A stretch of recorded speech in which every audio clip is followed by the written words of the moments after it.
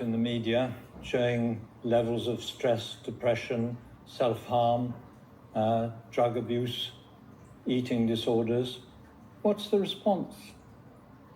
It's simply to demand more services, more psychotherapists, more psychologists, more psychiatrists. It's as if a large majority of the population were being seriously injured, and instead of finding out what's going wrong, we simply want more surgeons to stitch them up. The crucial question we must ask is, why is this happening? Why even in rich countries?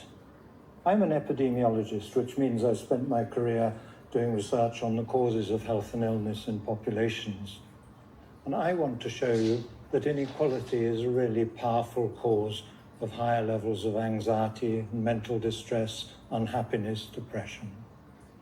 I'd like you to cast your minds back to when you felt anxious, embarrassed, nervous, in front of other people, with social exposure. Maybe when you're making a speech or going to a party where you don't know anyone, but all sorts of situations where we face the threat of being seen negatively cause these sorts of emotions.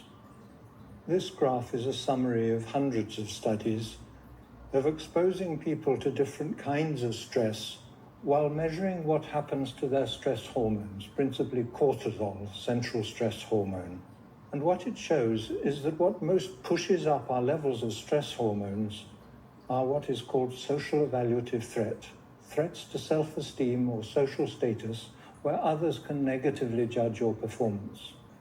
So although these social stresses are widely recognized, and we're all familiar with them, people fail to see how inequality makes them worse for all of us. In this slide, along the bottom, you've got different income groups, from the poorest tenth of the population on the left to the richest on the right.